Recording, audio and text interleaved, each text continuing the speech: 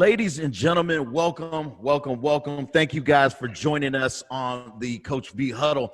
My name is Q with Island Block and Island Block Media in conjunction with the Coach V Show. I want to welcome you folks for joining us on the Coach V Huddle. It is my pleasure, my honor to be your host on today's Huddle session. Raised in Pomona, California in Los Angeles County, student athlete at the University of California at Davis, where the undersized number 5 played linebacker for the Aggies, all the while receiving his bachelor's degree.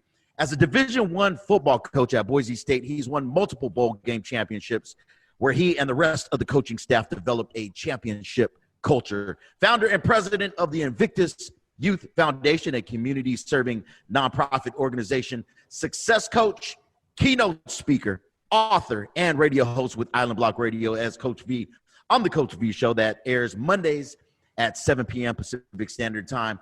Ladies and gentlemen, I am proud to be your host on this Coach V Huddle. It is my honor to introduce one of the country's renowned motivational speakers, source of inspiration and instruction for CEOs across the country, and champion in his own right. Ladies and gentlemen, we are going to go ahead and take this time, spend about 18 to 20 minutes in focusing on the jewels that Coach V is going to give us. We're going to give you an opportunity to ask questions. Ladies and gentlemen, boys and girls, thank you for tuning in. I present to you Coach V. Thank you, Brother Q, and thank you to the IBR team and the V team for all the work that has been put in this week for this Coach V Huddle. I looked down on the list, and so this is an international call. We have folks tuning in from New Zealand, from Big Island, Boise, Idaho, San Diego, here in the 916, Boise, Idaho, as well as throughout the country and in various industries. So I thank you so much for joining your boy, Coach V. Keynote speaker in over 28 industries, success coach to 4 national brands in over 8 markets across the country, success coach to one-on-one clients, author, and radio show host in Hollywood on Island Block Radio's The Coach V Show. Today, we are going to be talking about leadership. So really, our 2 greatest fears is that we are inadequate and also that we are powerful beyond measure. See, it is our light, not our darkness, and our darkness that frightens us most. We ask ourselves, who am I? Who are we? Who, me? Brilliant, gorgeous, talented, and famous? Actually, who are you not to be? Because you are a child of God, and you playing small doesn't serve the world, and there is nothing enlightening about shrinking back so that people won't feel insecure around you. You were born to make manifest the glory of God that is within us, and it is not just in some of us, it is in all of us. And as you let your light shine, you automatically give others permission to do the same by you and me and we being liberated by our own fears. Our liberation now automatically liberates others. Thank you so much for joining me on this, which was our personal development call on Wednesday, and today it's all about big game, success, and life fulfillment in terms of leadership. And as the team starts to put up the slides for leadership, let me start with this for your notes under executive leadership. Being a leader, that first and foremost that you understand that leadership is empowerment and nothing more and nothing less. Please bring up the words on the slides, please, Brother Amin. And leadership defined as you take notes, and I would highly encourage you to take notes during this executive session, for these are the aspects and the principles, not that I read in a book or watched some YouTube video about, from 28 industries, from 4 national brands, 8 national markets, and with my one-on-one clients who are champions in their own right in the various industries that they are from. This is what I have learned and have compiled to bring to you in this session for you, not for me, Believe me, I'm going to be going over this for my own well-being, but more so for you. Not to tell you how to think or what to do, but just simply to stir your heart, mind, and soul so that you figure out and you define how it is that is your leadership. But leadership, first and foremost, put down in your notes, is equal to and slash it. It's not being the boss and having power and influence over others. Leadership is the action of leading a group of people or an organization. As we move on to the next slide, this is what I feel leadership is. It is absolutely empowerment. Nothing more and nothing less.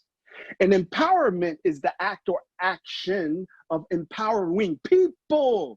Because despite what industry it is that you're in, or whether you are Pastor Uhamaka, who is joining us from Southern California, who was one of our Sunday school teachers that's now a leader and a pastor herself, or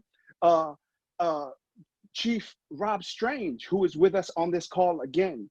Empowerment is the act and or action of empowering others, people, because we're all in the people business, of granting of power, right, and authority to perform various acts or duties. And add to your notes, empowering also is plugged into this fundamental approach of allowing people, empowering people to that they can work to be their best and also live their best life.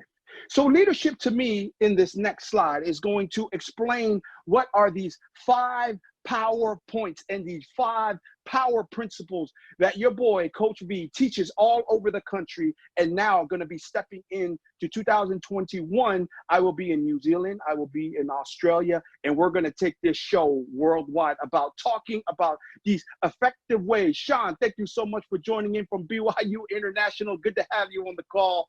And then we're talking about these principal leaderships, 5 of them. Just like there is a V, the Roman numeral V stands for 5. In leadership, this is what they are for me. Now, again, these can be semantics, and you can write it down and detail and define it the way that you need to for your leadership situation according to time, place, and circumstance. But for me, to stir your heart, mind, and soul for your consideration, along with the B team and the Island Block Radio media team, is this. Number 1 is care. A genuine interest for the well-being, the welfare, and the interest of the individual in their well-being.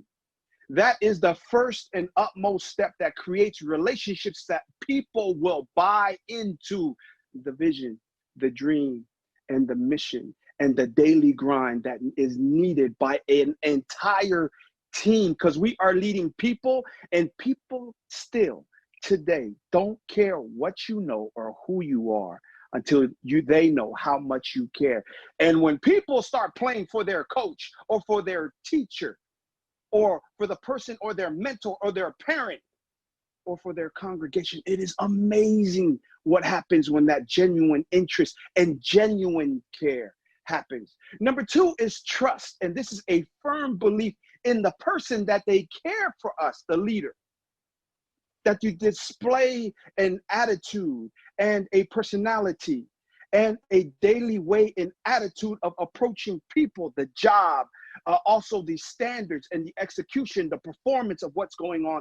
They firmly believe that you have the juice so that we together can accomplish those things. Number 3 now for your notes is to communicate. These are the standards and the vision. Every single day, whether it's with the New England Patriots, the Boise State Broncos that I've been with or visited with and been a part of their programs at UC Davis, when we whipped ass and took names, is this daily communication of what the standards are and this ongoing, never-ending, relentless communication from the leader to everyone.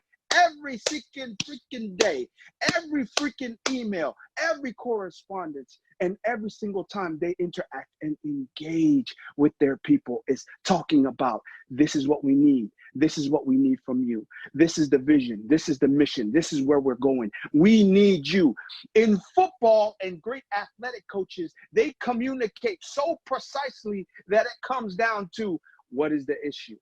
how to resolve that issue and encourage and empower them by your language, effective communication to not only achieve the dreams, hopes, and aspirations of the bottom line. We're not just talking about how to just achieve the bottom line, but empowering people in terms of leadership so that they can not only